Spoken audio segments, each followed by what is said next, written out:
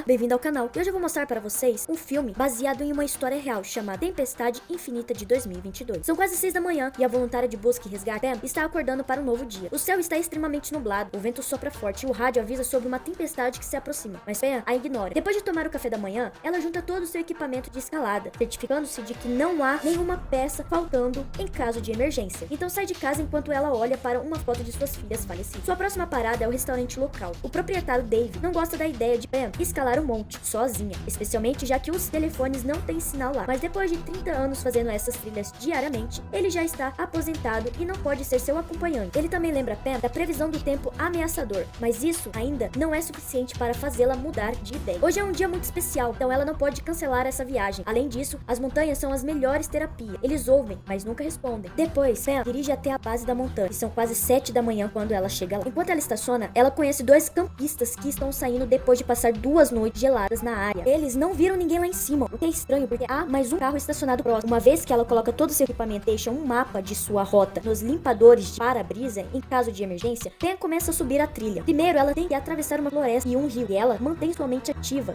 citando Edward, solitário do deserto da abadia. Quando ela finalmente chega ao caminho que sobe, ela tira o suéter para ficar mais confortável, não se importando com o frio. Todas as pedras no chão tornam a caminhada mais difícil. Pam acaba tropeçando quando uma de suas equipes de caminhada quebra. Felizmente, ela não se machuca, então ela faz uma pausa para tomar uma bebida, arruma com um pouco de fita e percebe as nuvens escuras tomando conta do céu antes que ela continue. Depois de atravessar outro rio, Pam chega às áreas nevadas da montanha por quase 10 da manhã e coloca o casaco de volta antes que ela congele. A tempestade está se aproximando e o vento já está soprando neve em seu rosto, mas Pam mantém seu entusiasmo fazendo pausas ocasionais. Cacau quente ajuda a se esquentar e colocar correntes especiais em volta dos sapatos fará mais fácil a subida. Por volta das 10h30, o frio é tão forte que Pam colocou todo o seu equipamento e sempre que ela faz uma pausa, ela deve se sentar atrás de pedras para não ser levada pelo vento. Quando ela começa a subir o trecho final, ela se depara com uma pilha construída propositalmente de rochas e percebe uma sombra no topo da montanha. Para chamar a atenção deles, Pam apita, mas não recebe resposta. Já são quase 11 da manhã, o que significa que ela não está se divertindo e outra pista está prestes a atrasá-la ainda mais. Há pegadas de tênis na neve, soprando seu apito e gritando algumas palavras para ser ouvida. Pam segue as pegadas para encontrar a pessoa por trás dele. Ela está tão distraída com isso, ela não percebe um buraco no chão e cai nele. Pam tenta sair algumas vezes, mas ela continua escorregando de volta e suas mãos estão se machucando. Soprar seu apito não faz nada e ela começa a pensar em desistir, mas quando ela fecha seus olhos, sua mente está inundada com lembranças de suas filhas. Vendo isso como um sinal, Pam decide tentar novamente e desta vez ela consegue sair. A água é para comemorar o esforço, mas infelizmente sua garrafa está vazia. Depois de cobrir o buraco com um monte de galhos, ela sobe a última parte da trilha e chega ao topo da montanha por volta de 1 da tarde.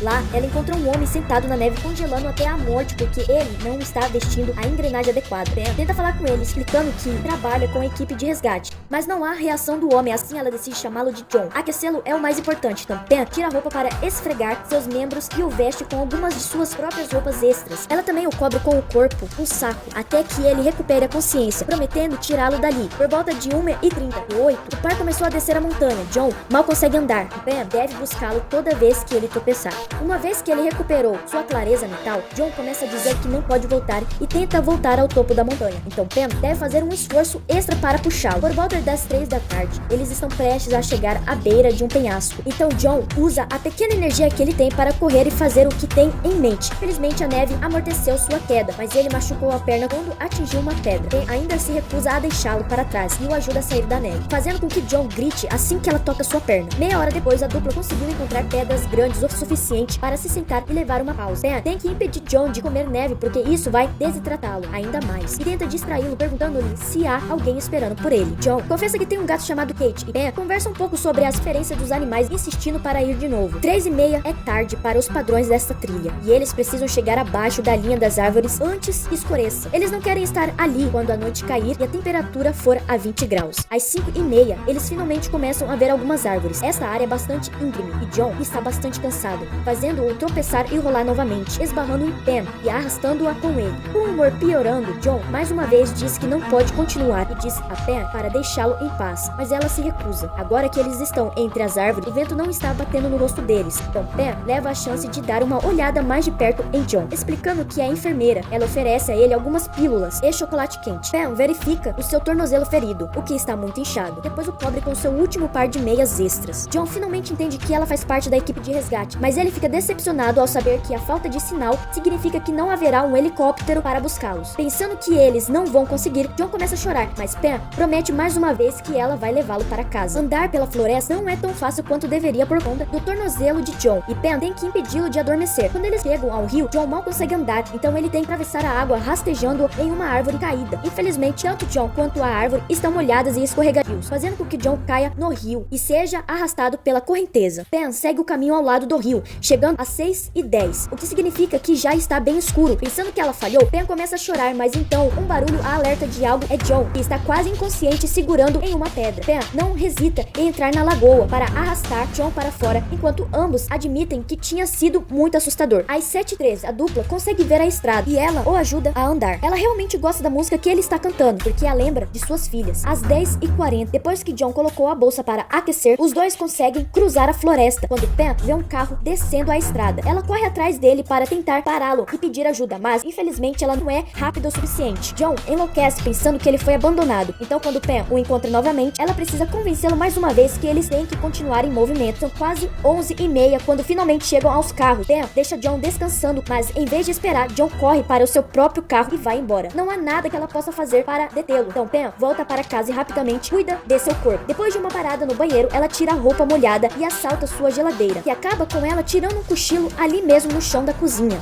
Quando ela acorda, algum tempo depois, ela toma um banho morno e finalmente se permite chorar. Naquela noite, Pam sonha com o dia em que perdeu suas filhas. Ela foi acordada por um cheiro estranho, e assim que percebeu que era um vazamento de gás, ela abriu a janela para respirar. Depois, ela correu para checar seus filhos, mas infelizmente já era tarde demais. Desde então, Pam sempre deixa pelo menos uma janela aberta, mesmo no inverno. 5 dias depois, Pam recebe uma mensagem de Dave dizendo a ela para verificar as notícias. Acontece que ela é famosa agora. John contou sua história à polícia e os jornalistas não levaria muito tempo para descobrir que era a mulher solitária que salvou o homem deprimido, embora John pediu para permanecer anônimo. Pam ouve seu nome no rádio e vê suas fotos em vários artigos. Ela continua sua rotina de subir a trilha da montanha enquanto espera uma ligação da polícia local com uma resposta ao seu pedido, mas infelizmente a mensagem deles não é útil. Quando John preencheu seu relatório, ele não ofereceu seu nome verdadeiro ou um número de telefone. Patrick aparece na casa de Pam. Ela tenta dizer a ele que não é a mulher do noticiário. Pam o convida e responde suas respostas. Ela não ouviu uma única palavra de John. Patrick quer encontrar John, pensando que ele pode ter algo a dizer a Pam, mas ela acha que quisesse dizer algo ele teria dito.